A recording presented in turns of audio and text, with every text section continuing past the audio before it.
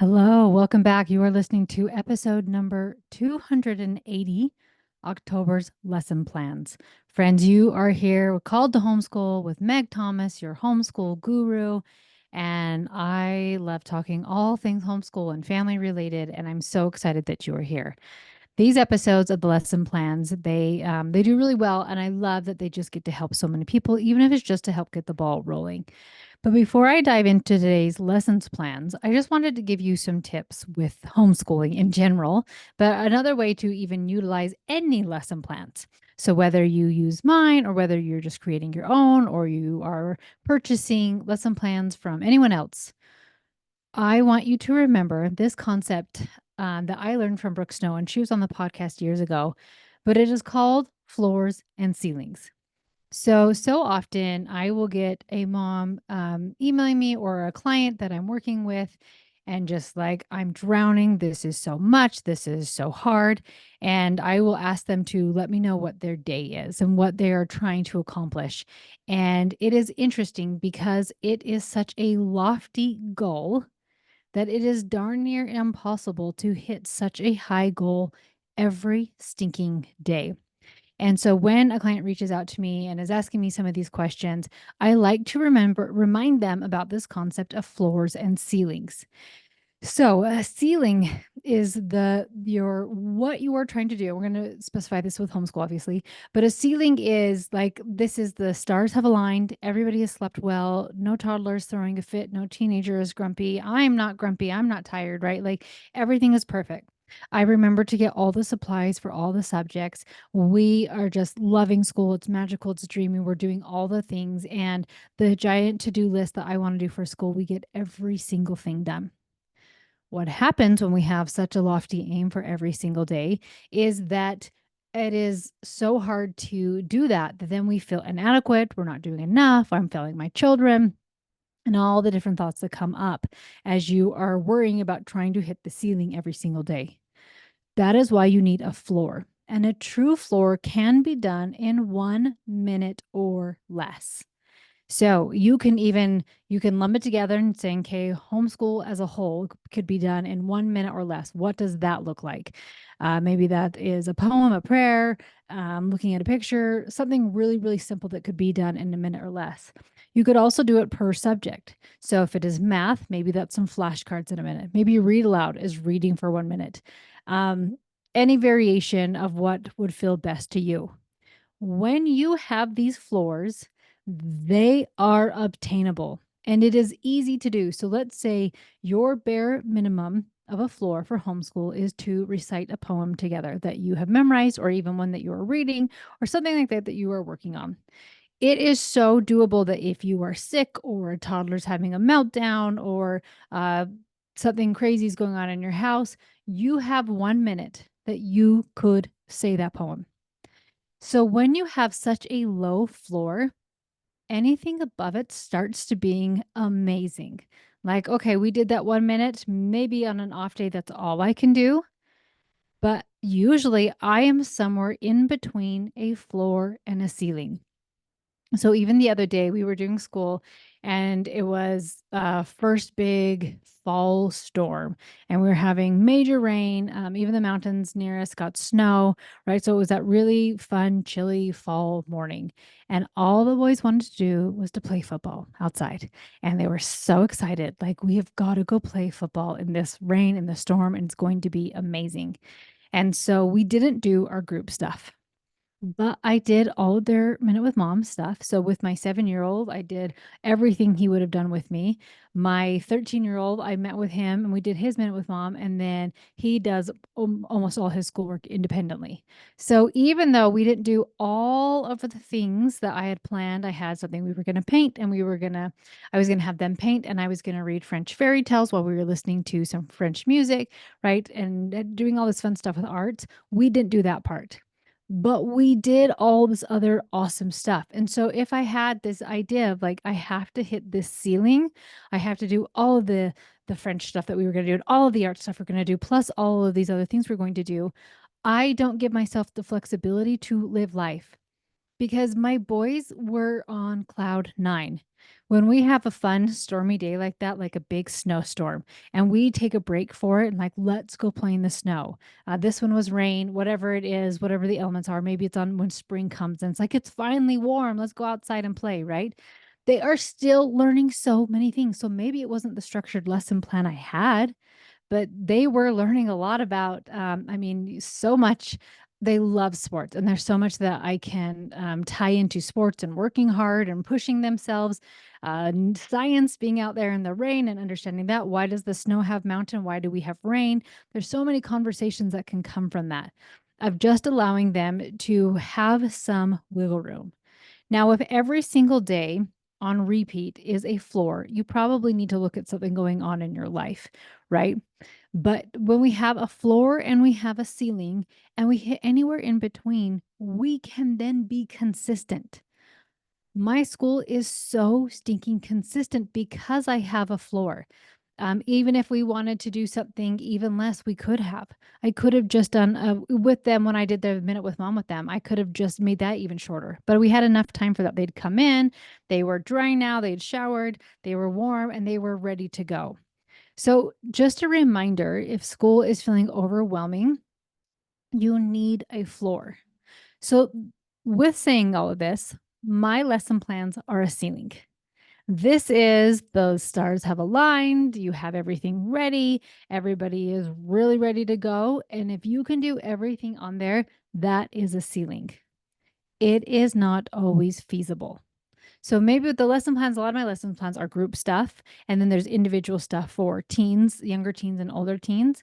But maybe you're just doing group stuff. And we're like, we're not even doing individual stuff. Fantastic. That's great. But you don't need to do everything that I have listed on these lesson plans. Let them be your ceiling, but then give yourself some floors. So, and it also depends on kids' personalities. So for my boys, some of the they don't mind painting certain things, but anything that feels too girly to them, they're like, "Meh, we're not going to do it." So if it feels way too girly for them, maybe I'm not even in the mood to pull out all the arts and crafts and all the supplies. I can just skip it.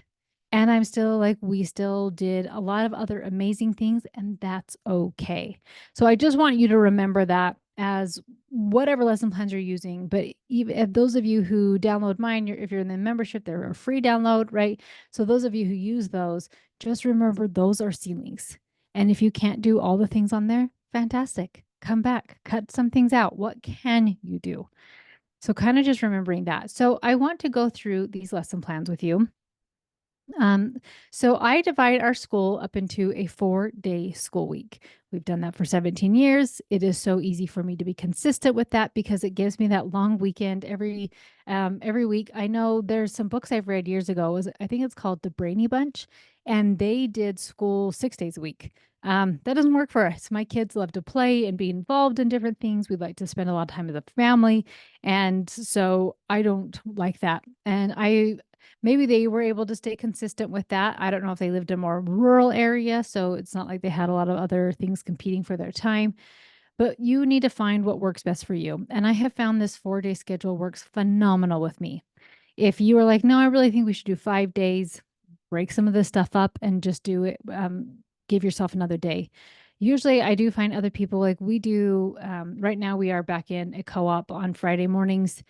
We were in a co-op for years, but we did take a little break from a co-op. And even on Friday mornings, we just slept in and we had a lot of fun with that, just kind of connecting and just having a good time. So I love the 4-day week schedule. So with that, I do Mondays are always life skills. Tuesdays are the arts, Wednesdays are science, and Thursdays are history. Now it's interesting with this because like I have had this kind of set for quite a long time that every day just kind of has a little theme. And it's fascinating to me that it means I don't have to think.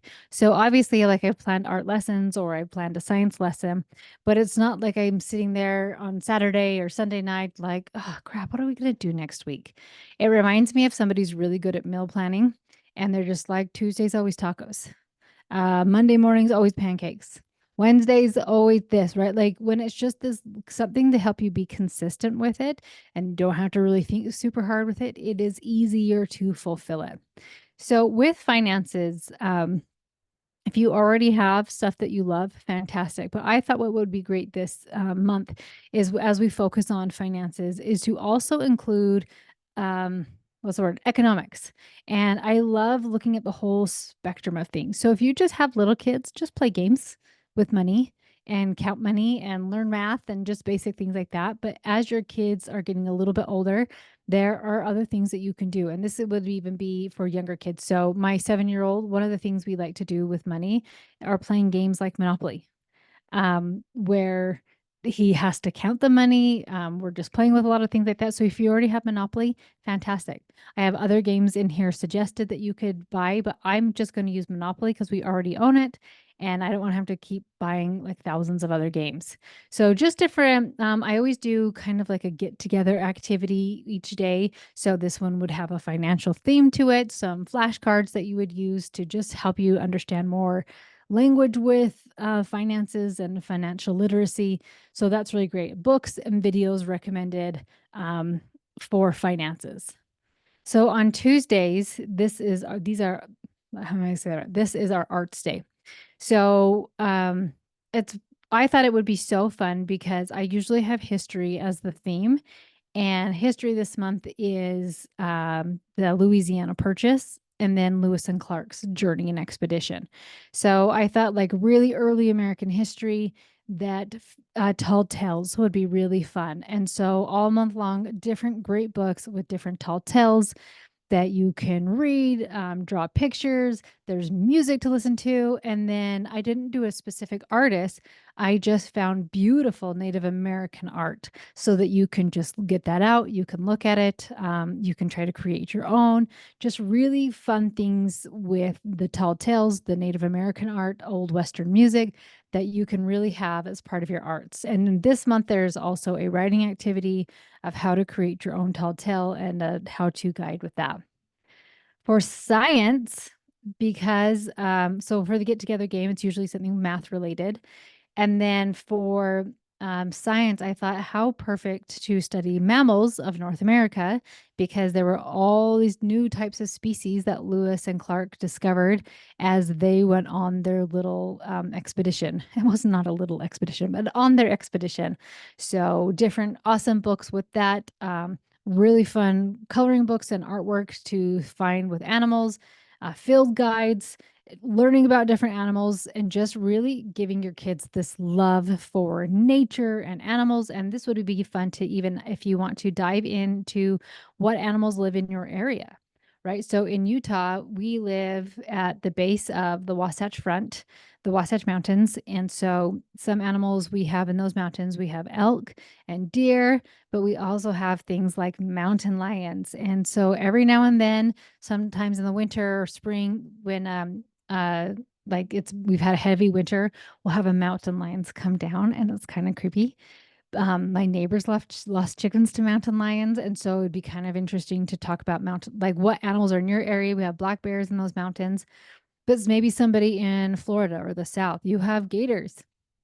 And so that might be fun to like talk about some of the, I know that's not a mammal, but just like a very interesting animal that lives in your area, right? So just fun things that you can do to just get your kids excited about science if you're traveling somewhere and just like, okay, we are headed to Kansas. What animals are there, right? And so just different animals that live in your state or in your town, anywhere like that. So, but that's kind of the theme or different animals that Lewis and Clark found and discovered on their journey. And then we go into history and the get together activity is a USA map, floor puzzle, and those are just so fun. We have so many different puzzles of different continents or different like the whole world, and it's just funny to me how much geography those little puzzles have taught to my kids. So I don't know if I talked about this before, but when my daughter went to Mongolia this last summer, she was shocked that people were like, I don't know where we are. Like, what continent? Where are we in Africa? And she was like, no, we're in between Russia and China. Like, do you even know where those are? And not that she was being condescending, but she was just kind of shocked that people were not familiar with the world. And So we have done like really specific geography lessons, but just by playing with the geography puzzles and we have a large map on the wall and we're talking about places like, oh, this is where your sister went to Mongolia. Oh, this is where dad had to go for a trip. Or this is somewhere I'd love to travel. That would be so amazing. Or we have heard about this place. Let's look it up. And just getting them so familiar with the country, like the continent, you can do the world is what I meant to say. You can do geography so naturally that it's really fun and engaging without quizzing them on it, and just making it so natural. So geography is just mixed right into history that wherever we are learning about, we kind of learn about where those locations are. So that I found a really fun map you can purchase that is Lewis and Clark trail poster, that just kind of shows their new route of adding in that land. So if you last month, these are just going to get left up on my site. I'm just going to leave these up. I took out last year's because I just want to continue to refine those. And so things just get better as you continue to do something. So this year's lesson plans are just much more clear. But so we started last month with the French Revolution, and I thought it went perfectly from French Revolution to the Louisiana Purchase of understanding why in the world France was willing to sell Louisiana to the United States. And you can go back even further. Why did France even own land over here in the United States in the first place? And why did England? So you can go back as far as you want, or you can just start with last month where it was about the French Revolution. And then this one just goes into the Louisiana Purchase. And I found a really great book about the Louisiana Purchase. That's a cute little picture book. And then I found so many really cute books for Lewis and Clark and their expedition. Some awesome people that were huge helps to them, like Sacagawea. And so some really great things with that. It's interesting. I utilize picture books so much for these, like for kids. And it's great for you too, because if you can explain something simple enough for a child to understand, that helps you to build this foundation too of really understanding like what was going on, who were these people, versus diving into some deep, really intense text that you're just not quite ready for. So Charlotte Mason called it scaffolding, right? But I love starting with picture books. So if you have just really young kids, you can grab some of these picture books and just pre-read them yourself. And then you can just show the pictures to your kids and just kind of tell them, because if they can't sit for a full picture book yet, right? Of just like, oh, look at here. This is, they were in the Mississippi River. And where did that go? I want to say Mississippi. Now I'm trying to think if it was the Missouri, but one of those big rivers. And then they went up and they were trying to find the Pacific Ocean, right? And so you could just kind of talk about it. Then you can go to, and a kid can sit there a little bit longer, that you can read the picture book to them. If you're in a place where you're like, actually, I'm ready for my kid to just read the book by themselves, have them read the picture book by themselves. And when they're ready for more, you can do the books I've suggested with younger teens and books suggested for older teens. And a lot of times, those, just because you have an older teen doesn't mean you need to start there. Because if your kid doesn't even have the basic foundations of understanding the most simplistic form of the history or the science, you throw something that's quote unquote grade level at them, it's not going to make sense, and they're going to feel very overwhelmed and they're not going to enjoy it. So that's why I love starting with picture books and then offering so much more. So I have those, and then I always have a couple different books that for ideas that you can do for read aloud. I love giving a couple different options. And then for your teens, I love to give ideas for books for their life skills. So a book with finances or economics. A book, this one I didn't have a book specific for science just because I had so many other awesome books for them to read, but they could be reading any of those picture books. There's a field guide you could have them utilize, but then books for history, books for biographies, and books for literature. So all of those are available on my website, coachmegthomas.com. They're also linked in my Instagram bio so that you can go and download these lesson plans, but you can also just get them for free when you are in Mama's membership. So if you were like, hey, not only do I get these lessons plans, but I also could get some help from Meg, because sometimes I feel like I want to kill my kids and I don't want to keep feeling that way. So then you can get the extra aided support, group calls, and even private coaching for free just as part of your membership to get some extra help there. So I hope this helps you as you are continuing on your homeschool journey. Know that I am forever rooting you on. Love you all, and I will talk to you next week.